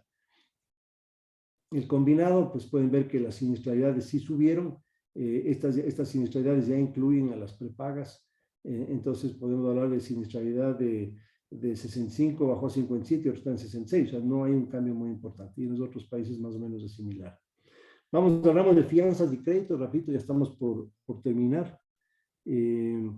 Tengo acá una caída muy importante. Si yo hubiera extendido la serie histórica a los años anteriores al gobierno de Rafael Correa, estábamos, me parece que en 70 o 60 millones de dólares. Con la contratación pública importante, esto creció como a 120 y luego cuando ya se agotaron los recursos para lo mismo, esto ha vuelto más o menos a lo que se tenía antes. Tal vez el detalle importante es que crédito ha tomado bastante importancia, es decir, ya casi la quinta parte o la sexta parte de este valor, ¿no? Esto es básicamente lo que yo tenía para presentarles. Estos son anexos, les compartiré cómo está esto armado por los diferentes ramos, los indicadores, etcétera. Y mi colega Neusa Salazar, que nos ayudó a armar este reporte. Sobre qué viene para adelante, que es un mensaje final que quiero dar, obviamente va a depender, creo que lo que nos presentó Andrea Villarreal sobre el crecimiento de la economía no es lo más favorable.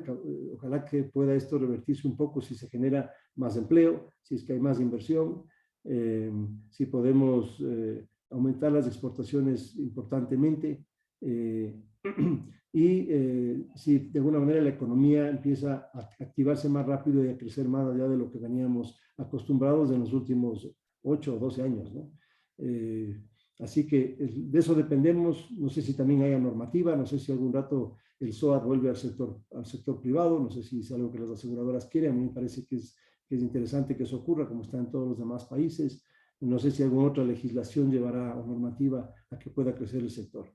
Veo perspectivas positivas, pero me dio mucha pena ver que ya Panamá nos pasó, bien por Panamá, mal por nosotros, con un país que tiene población de 3, 4 millones de habitantes y nosotros 4 veces más.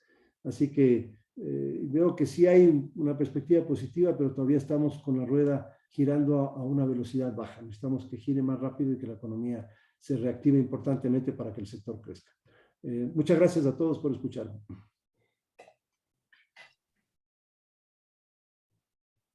Muchas gracias, Juan Fernando. Muy interesante la intervención. Vamos a iniciar el foro. Gracias. Bienvenido, Patricio. ¿Cómo está? Muchas gracias a Andrea, Juan Fernando, muy agradecidos por su participación. Han sido unas exposiciones muy claras, muy interesantes, con cifras muy reveladoras respecto de los temas que cada uno trató. En honor al tiempo, yo me voy a permitir hacer un par de inquietudes que me resaltan ahí más con las perspectivas futuras, y comenzaría con Andrea.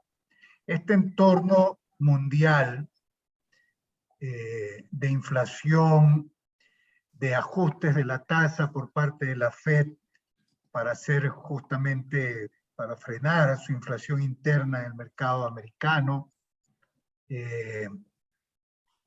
¿Cómo lo ves tú en los efectos de un tema sumamente importante para el país, dado que el gobierno actual cambió ese modelo económico y se sustenta mucho el crecimiento macroeconómico en la inversión privada y especialmente en la inversión extranjera, ¿no? De ahí toda esta iniciativa de las alianzas públicos-privadas y de atracción de inversión extranjera. ¿Cómo ves tú al país dentro de ese entorno donde hay alguna incertidumbre respecto de las inversiones en países emergentes, tener que competir con el incremento de tasas en la FED y también el incremento del costo de financiamiento que de alguna manera puede incidir en las inversiones vía APP? ¿Cómo ves tú eso, Andrea? Gracias, Patricio. Y el escenario internacional sin duda nos va a afectar a todos. Va a depender el nivel de conectividad que tengamos con lo que está pasando en el conflicto internacional para vernos afectados vía ciertos canales. Sin embargo, lo que es un hecho son las medidas de corte monetaria que están tomando algunos países, como este caso Estados Unidos. Eso para nosotros hace que el fondeo externo sea más caro y es decir, nos enfrentamos a economías que están teniendo más riesgo y por ende el costo de financiarnos va a ser mucho más caro. Eso en materia nuestra de poder adquirir recursos internacionalmente y traer estos recursos frescos al país. Por ejemplo, para que tengan una idea, el sector financiero durante la época de pandemia y hasta el cierre de 2021 pudo traer alrededor de 900 millones de dólares de recursos frescos de fuera del país para ser colocados en crédito. La mayor parte de esos recursos vienen específicamente con requerimientos de que se destinen al microcrédito. ¿Por qué? Porque en ese momento el fondeo internacional se abría las puertas a un mercado financiero ecuatoriano a un costo conveniente. Ahora, probablemente ya no va a ser tan sencillo adquirir esos recursos desde tanto la parte pública como la parte privada, empresarial, financiera. Entonces, esto es un poco el escenario al cual nos enfrentamos con específicamente el tema de las tasas de interés. Ahora, por el lado de las inversiones, creo que es un gran tema en el cual el país debe seguir trabajando y construyendo estas alianzas que son importantísimas, es decir, abrir ciertos mercados, atraer la posibilidad de que lleguen mucho más capitales al país y que nosotros nos convirtamos justamente ante lo que está pasando en otras economías con devaluaciones constantes en un refugio para esos capitales y que podamos nosotros aprovechar esas olas de inversión que se dan en momentos de crisis.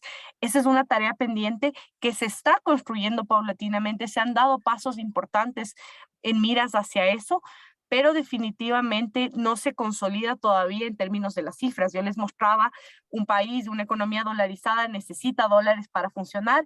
Las fuentes de ingresos de dólares al país son exportaciones, remesas, el financiamiento que tenemos de afuera y, por supuesto, las inversiones. Inversiones que al cierre del 2021 no llegan ni siquiera al 1% del PIB, frente al 4% que son remesas. Entonces, es una tarea muy importante para el país. Creo yo que hay pasos y avances sólidos que se han dado en esa materia.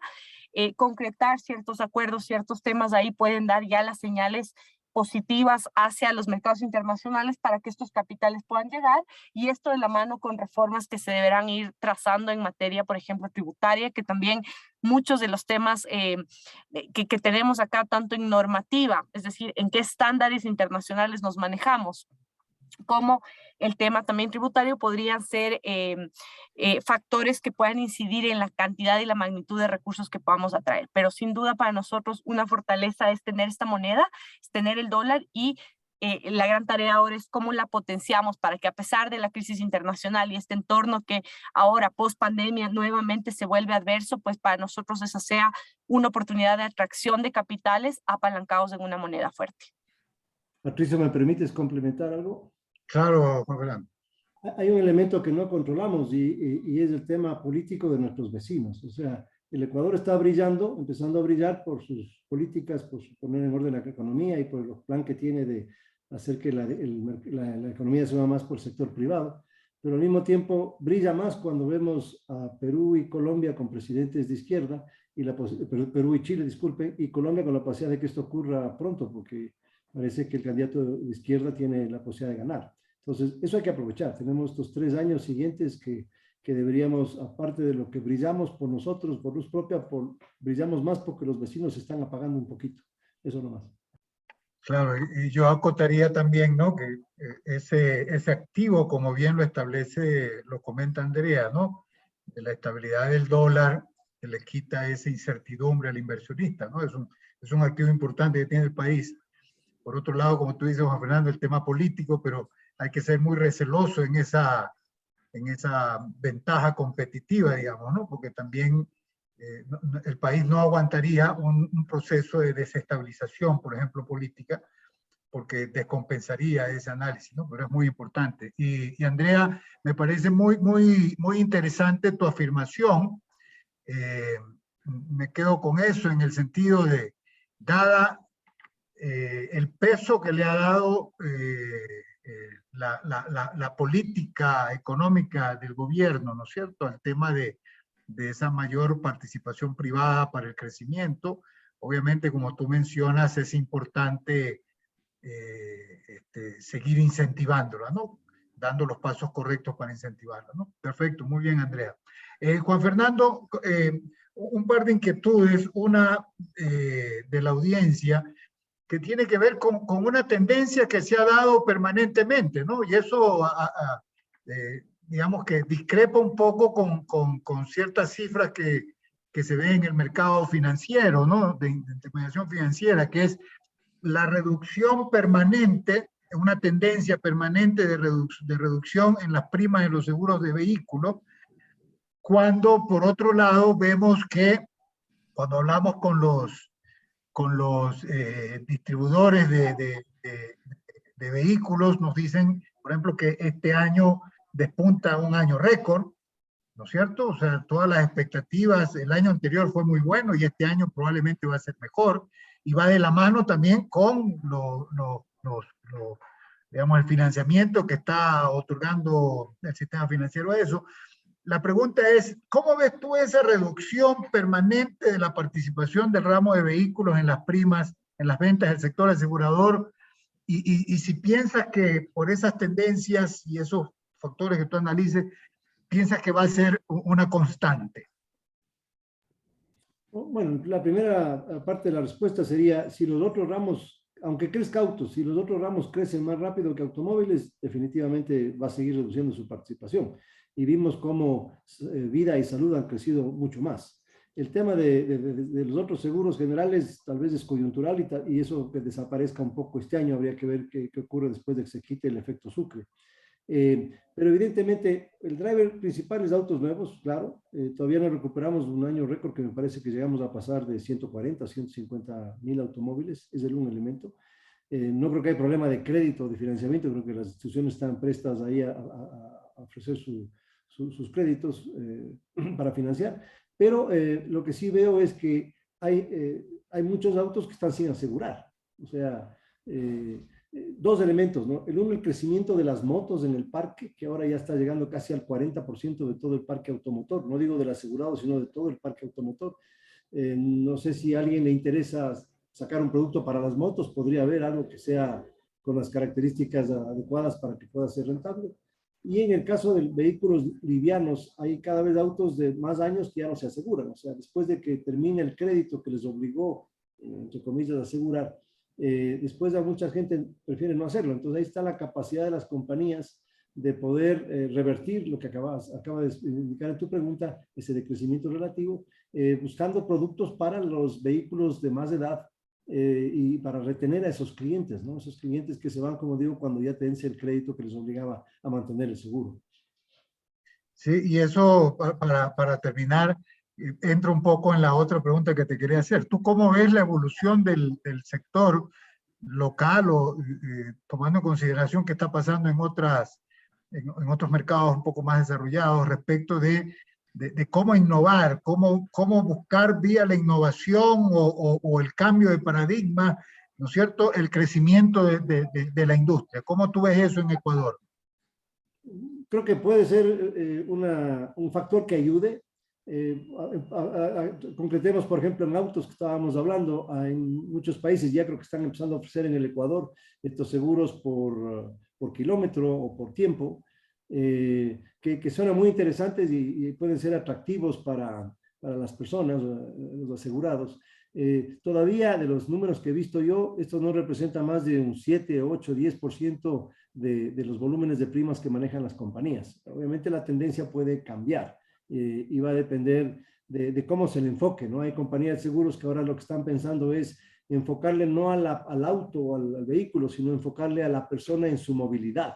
Entonces, ya sea que me subo en mi carro propio, o estoy en un Uber, o un taxi, o un scooter, y que en ese trayecto, en esa actividad, yo llevo mi computadora y se me puede perder. O sea, un poco dar una cobertura completa al asegurado es alguna de las innovaciones que veo que están haciendo. Definitivamente, lo que más puede crecer en el Ecuador es asegurar a las personas más que las empresas. Las empresas, sí, hay muchas pymes que probablemente les falta seguro. Las empresas grandes, yo creo que todas están, o un porcentaje alto. Entonces, para mí lo que hay que hacer es desarrollar productos para las personas y de diferentes nivel socioeconómico sacar los productos adecuados. La gente valore el tener asegurada su vida. La pandemia muestra cómo ha impactado a las economías familiares, ¿no? Gente que era el generador de los ingresos y que perdió su vida. Si tenía un seguro desgravamen, la familia, o sea, se quedó obviamente sin el ingreso de la persona que fallece, pero al menos no se queda con el crédito y con la complicación que eso significa. Entonces, vida debería desarrollarse más. No puse una lámina por tiempo, pero por ejemplo, ha crecido vida grupo y no crece vida individual. Y eso es un contrasentido con la estabilidad que da el dólar. O sea, si ya tenemos más de 20 años de dolarización, donde si yo contrato vida individual que incluye la póliza de vida con ahorro, el componente de ahorro puede ayudar a mejorar en algún momento la jubilación si uno quisiera. Es decir, hay muchas cosas que uno puede hacer que creo que falta. Evidentemente también creo que hay un tema tributario que afectó a ese ramo.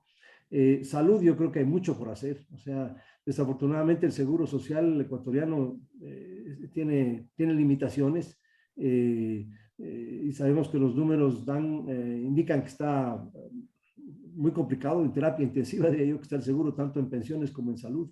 Y por eso es que las personas buscan asegurarse en el sector privado. Ahí hay un campo grande para sacar productos.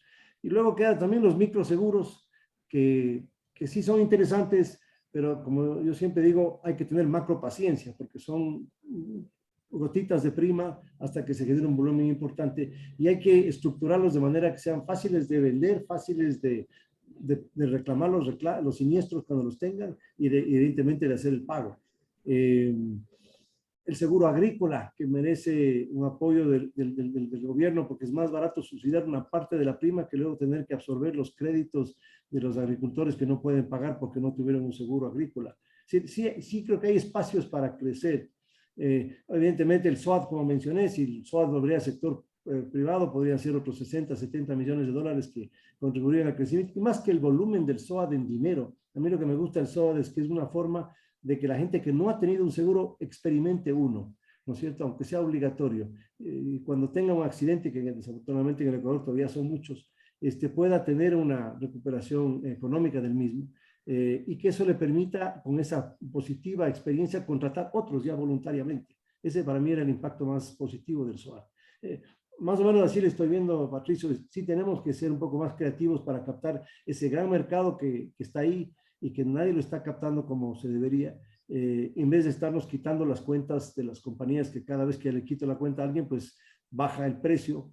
Y como hay tantas compañías que están en el negocio, evidentemente a veces llegamos a tener valores que no son tan técnicos, ¿no? Y no ayuda a los resultados. Por ejemplo, solo un comentario final. Ustedes vieron una lámina, la siniestralidad con la que partía Perú en vida antes de la pandemia era 10 puntos menos que la del Ecuador, 20 contra 30. Eso quería decir que la tarifa del peruano era mejor que la ecuatoriana, ¿no? Nos subió casi la misma cantidad, casi 40 puntos porcentuales. A nosotros se nos ya llevó toda el mercado. Ellos pudieron todavía aguantar porque tenían un poco, la tarifa todavía aguantaba, ¿no? Claro. Una última pregunta rapidito, Juan Fernando. ¿Crees tú que por el entorno que existe en el mercado, resultados menores, etcétera, la experiencia anterior, ¿crees tú que es un antecedente como para pensar en nuevos procesos de fusiones o absorciones dentro del mercado? ¿Cómo ves tú? ¿Cómo tienes esa visión? Siempre hay el dicho que dice que no dejemos que una buena crisis uno desperdicie cualquier oportunidad de una compra, ¿no? Creo que sí puede haber oportunidades, porque evidentemente lo que yo explicaba, al tener esa atomización tan grande que existe, estamos, bueno, muy parecido al de Argentina y al de Chile. nos falta economía de escala. Entonces, para eso ayuda mucho el tener compañías un poco más grandes, sin llegar al extremo tal vez de países que pueden sonar como oligopólicos, pero que tener compañías más fuertes y que puedan atender mejor a los mercados. O sea, creo que podría ser interesante, todavía creo que nos falta a los ecuatorianos la visión de buscar la fusión antes de un problema y no hacerla cuando ya es inevitable que si no me fusiono con alguien, pues desaparezco. Creo que eso es lo que nos falta, ver esa visión y ver cómo hay complementariedad geográfica, cómo podría haber complementariedad de productos. Básicamente quienes han motivado las fusiones de alguna manera fueron algunas de las compañías extranjeras cuando entraron al Ecuador, o que fueron comprando otras compañías y luego las fusionaron con la que tenían antes. Entonces yo creo que sí debería darse, pero no veo todavía que eso está en la cabeza, o sea, no veo que se esté concretando porque todavía... Una tendencia para eso. Deberíamos ser cabeza de ratón que cola de león, ¿no? Perfecto. Muchas gracias. Bueno, de mi parte, muchísimas gracias nuevamente, mi querida Andrea, Juan Fernando, no, muy interesante todos los criterios, la información también, y agradeciendo también en nombre de FEDESEG a todos los asistentes, ¿no? Carla, por favor, con el cierre. Muchas gracias y buenas tardes para todos, ¿no? Sí, de nuestra parte igual, haciendo eco de las palabras de Patricio, muchísimas gracias a Andrea, Juan Fernando y a todas las personas que nos han acompañado hasta este momento. Agradecerles, reiteramos nuestro agradecimiento y felicitación. Les esperamos en nuestros próximos eventos y a todos gracias por sus experiencias y conocimientos. Un buen día. Hasta luego. Y gracias a todos y fue un gusto.